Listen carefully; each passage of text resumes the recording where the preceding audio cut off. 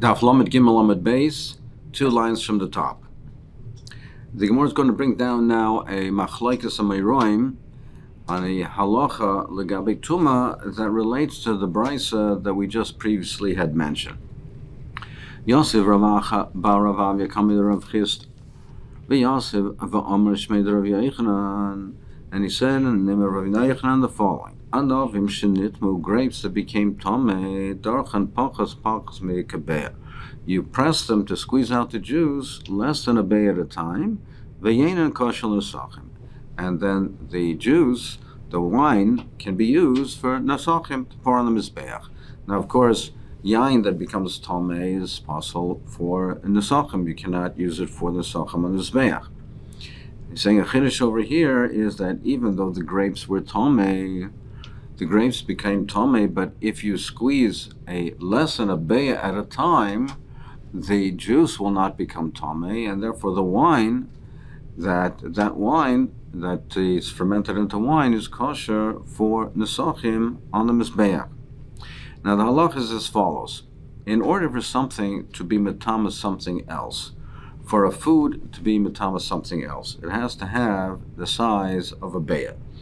The pasuk says legabe kli cheres, that a sheretz fell into it, and it says that mikol oichel asher ye'ochel, for any food asher ye'ochel, that will be that there's tuma. So we darshan that to be metama something else, it has to be the size of a food that asher ye'ochel, that a person can eat and swallow at one time, and that's the size of a beya v'tarnegailos.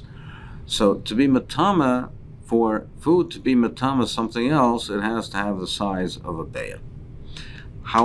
What about to be makabel tuma, to be for an oichel, for itself to become tomei? So there we say that it doesn't have to have a beya. It says even if it's less than a beya, it's makabel tuma.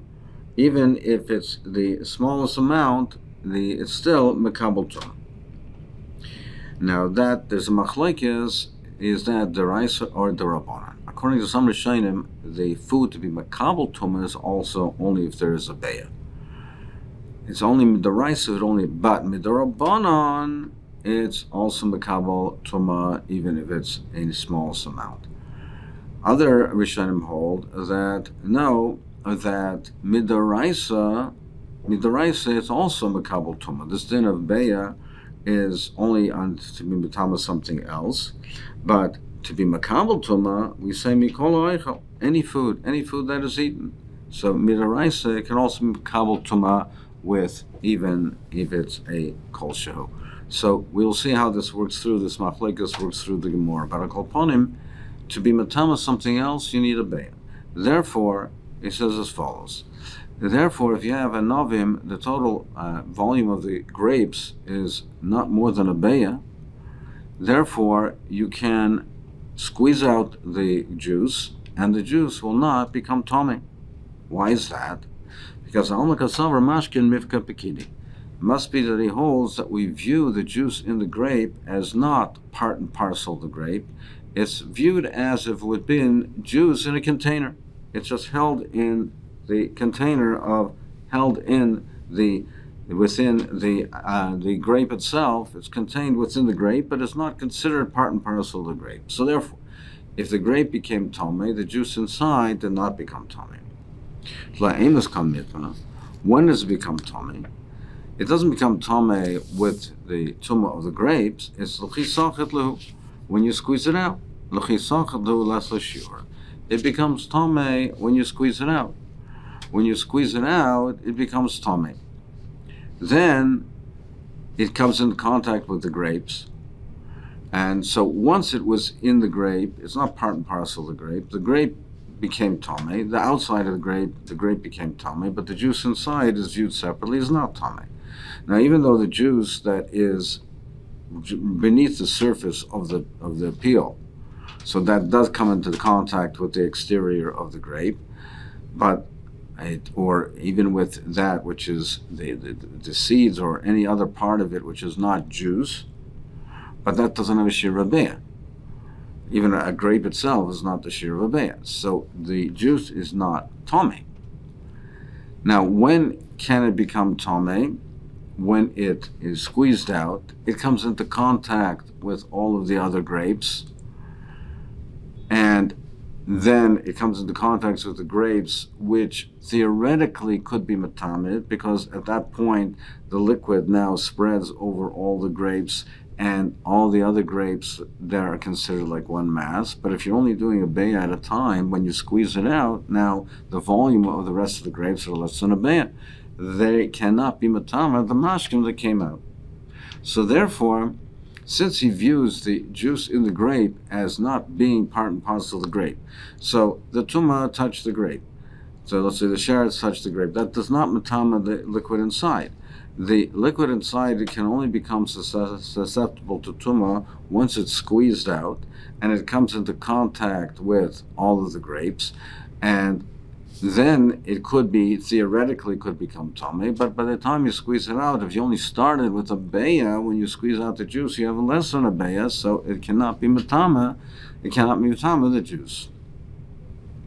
Now, based on this, part and parcel of this understanding is that when you have an individual grape, and you say that the grape, the juice within the grape is not tameh because even the juice that's close to the surface of the peel, or it comes into contact with any other part of the grape that is tameh, it's still not tameh because the grape itself doesn't have a share of a beya. So part and parcel of that understanding is that the rest of the grapes are not mitzaref together with this individual grape for a share of a beya, because we view each grape separately. We only say, for instance, that you have grapes, they have many grapes that'll be matama, that we can, only if we can consider it to be one mass. We can consider it to be one mass, and they're all joined together, then they can be matama.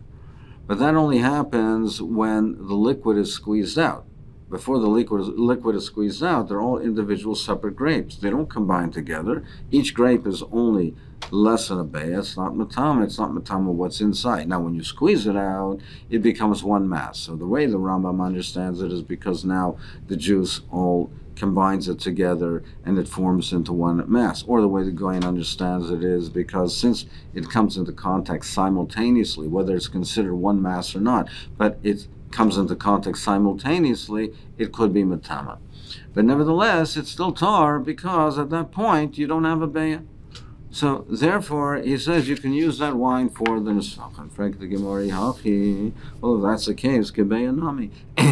Why, even if you had a beya, why does it have to be dafka is less than a beya? So it could be even if it is a beya. Why does the Rav Yechid's lashon is?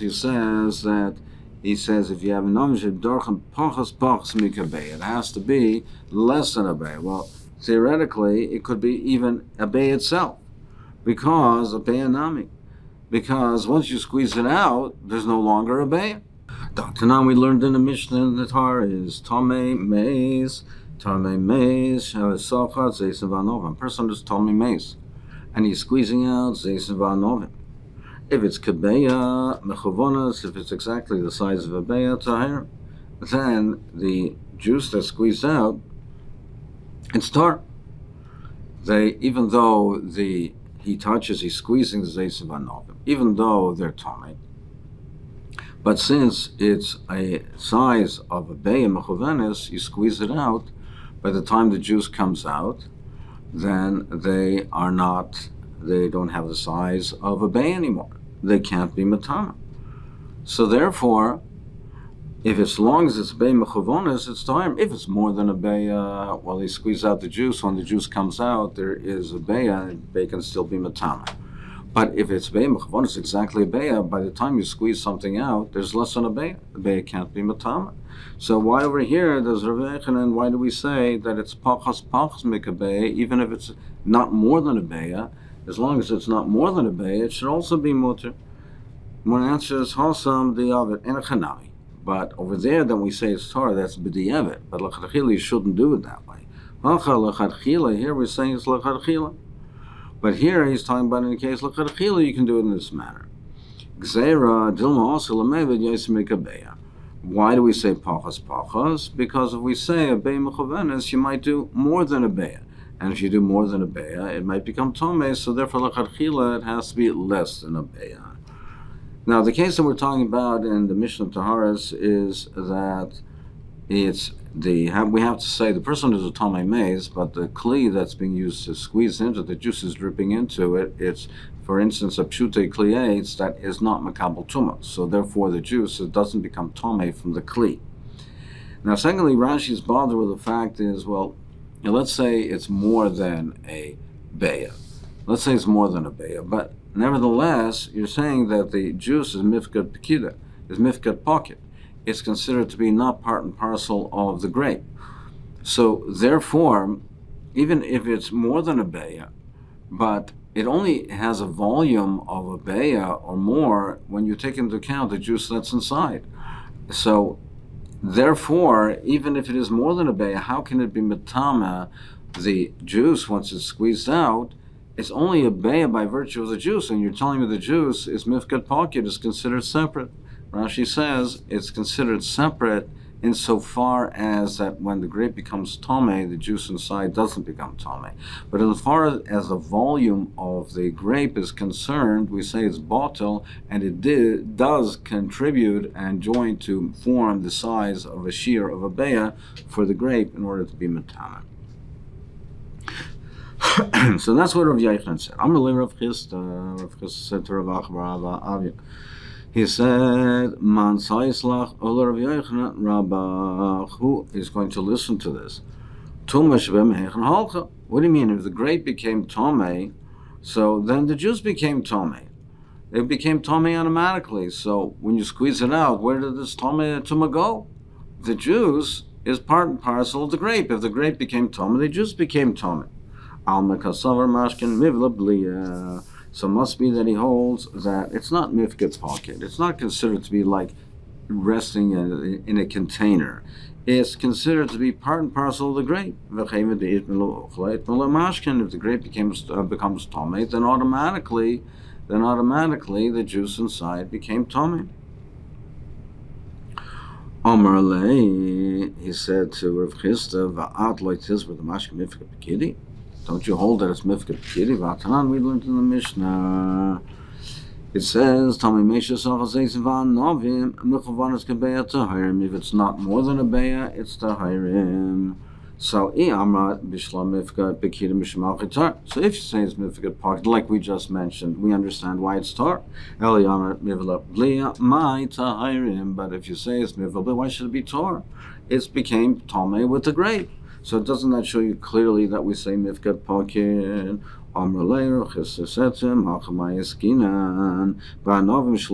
No, really, I'll tell you that it's mivla bliya.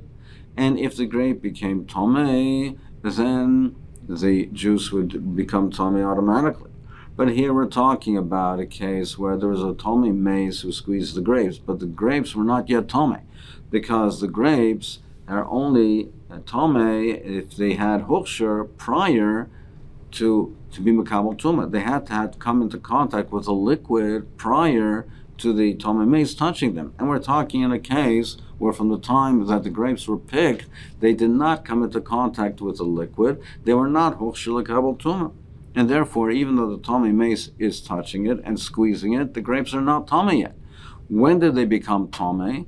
Only when the juice drips out. That juice is machsheret, and the juice is machsheret, but at that time it doesn't have a shear. So it doesn't have a shear and doesn't become tomei. So the grapes were not yet hofsher l'kabel tuma. La'emas miskashe, when do they become, the grapes become hofsher l'kabel tuma, susceptible to tuma?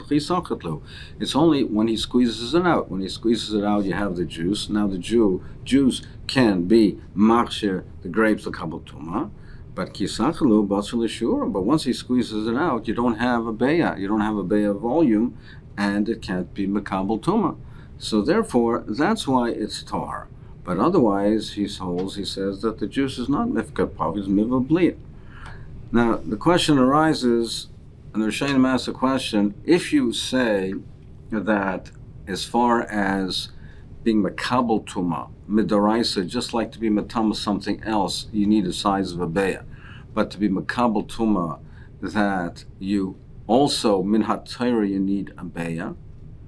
Like we mentioned at the beginning, that there's this machlekes rishonim, that also, so then we're talking here on the Deraisa level, that even though mid the Rabbanon, that to be makabel tuma, to the item itself, the food itself, to it itself to be makabel tuma, you don't need a beya. But over here, we're talking on a Deraisa level. And according to those who are trying to learn that even though it's not a Beis Makabel Tuma, that's Midrabanan. Here we're talking Midaraisa. But if you hold, like the Rishonim that hold, that even Midaraisa, it's Makabel Tuma, even though it doesn't have a Beya, so what if there's no Beya? But we're talking about the grape itself to be Makabel Tuma. So why would it not be Tomei? As far as the mashkim goes, even though mashke itself doesn't need a shear, and a mashke is makabel tumah with a kol shehu, we can say over here that the person did not touch the mashke. He was careful not to touch the juice, but he's squeezing the grapes. And if the grapes themselves, if you hold that it can be makabel tumah, even though there's no beya, so what if there's no beya? It still should be able to be makabel tumah. Taisus answers that over here, that even though we say that to be makabel tuma, you don't need a beya, but as far as hechsher is concerned, you do need a beya, because since the pasuk, the Torah talks of hechsher in proximity to the pasuk, it says oichel asher ye'ochel. So therefore, just like to be matama something else, you need a beya. In order to have hechsher l'kabel tuma, you also need a beya. So over here, where the grapes did not have hechsher, it only had it when the juice was squeezed out. Now at that point, the grapes were not a beya, so therefore, it's like hechsher l'kabel tuma. So Rav Chisda improves it. He says, if you're not going to say over here, you're not going to say that way, that it's not, that you're not going to say that it's considered mivla b'liya. Hadisanya we learned in the Brisa. So we learned in the Brisa before, and this is how we led into this discussion. The Brisa that we learned before, Rav Yochanan and Rav Kiva answered to Rav Yochanan ben Nuri. So Hadisanya we learned what is this compared to? Trumas tusin va'anovim shenitmu, in the case where you have truma of berries and grapes that became tomei. So it's truma, but it's buried that it became tomei. So there's nothing that the kohen can do with it. He can't consume it, and it can't be burnt either. So what is he going to do with it? It has no value. So the chametz on Pesach is the same in the same way. So what do you mean? There's no heter achila. Heter achila nami yisped even has a heter achila. If you're going to tell me that it's mifked pocket, if you're not going to say it's mivla blia, what do you mean? It even has a heter achila. Diboy darachle pachas machs mekabeya. Because even though the grape has become tame, if you say that it's mifked pocket, he can squeeze it out less than a beya's volume, and if he does, the juice will become not tame and be truma, and he can consume it. LOI, doesn't this show you that it's not mifked pocket, it's mivla blia, and therefore if the grape is tame, automatically the juice inside is tame? Amarava, no. Zera, Dilma also behulidei takola. No, maybe I'll tell you really the juice is not tame, but we don't allow you to do this and squeeze it with less than a beya, because if you do it in that way and you're going to squeeze it out slowly, bit by bit, you might come to eat it. It might come through the takola, which of course is also is chayv. It's misbidei shamayim. So therefore, we do not allow you to do this. But really, I'll tell you that perhaps mifked pocket, the juice is not tame. But we don't allow this method because also b'dei takola. Are we concerned about a takola? A kohen can use for fuel bread or shemen of truma that became tame. He can use it for fuel. So therefore, we allow you to, even though it's going to be burned over a period of time, we allow you to do this, and therefore, even though it's over a large period of time, we're not concerned for takola. We're not concerned you'll consume it. Amrle says no. Rava says no. We are concerned with takala. Why do we allow it in over here? By the pas, we're talking in a case where you're allowed to use it for fuel, but first you have to throw it amongst the eitzim, the firewood, and then it'll become dirty and it'll become not royal achila. So therefore, we're not concerned for takala. And shemen shel truma rami levikli mos. And the shemen that we allow you in this case is you put it in a kli that's mos, and it's disgusting, and therefore you won't come to consume it. Gufa madlikim bepasav shemen shel truma shenitmes. You're allowed to keep this and use it for fuel. Abai Omer Shmei Dechizkia Avrava Amar Debe Rabbi Yitzchak Bar Marsa Rav Huna Lo Yishan Ola Pas. That is pas because when you throw it, like we mentioned, you throw it into the firewood, it becomes mios, and you're not going to eat it.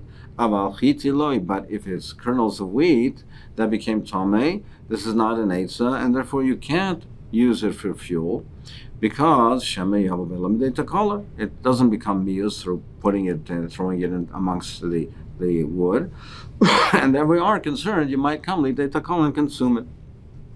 Rabbi Yochanan Amar afilu chiti says even chitim you also can keep it and use it for fuel. Why are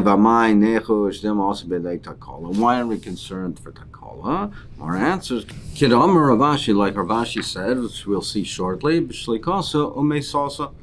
it's talking in a case of the kernels were boiled and they were made mius, and by throwing it boiled, they were softened rather, and then throw it into the fire and they were made mius. Here also we're talking such a case, and therefore, since it's mius, we're not chayshel takol, he's not going to consume it. Where did Ravashi say this? The Amar Rabbi Avin bar Ravach Amar Rabbi Yitzchak Avashol Gabel Shel Beis Rabbi Hai. Avashol was the kneader in the house, the kneader of the dough in the house of Rabbi. And they would heat water for him to do the gibel with the chitin of truma, which were tamei lashel shbem batara. And even though the chitim were tamei and truma tmeya, but he was able to knead the dough batara in a state of tahara. Amai, why would they allow him to do this? Why did they allow him to use the truma tmeya? Why were you concerned for takola? He might forget and consume them. They were first boiled, then thrown into the fire. It became mios, and we're not chayish l'takola. So then, in such a case, we're not chayish for takola.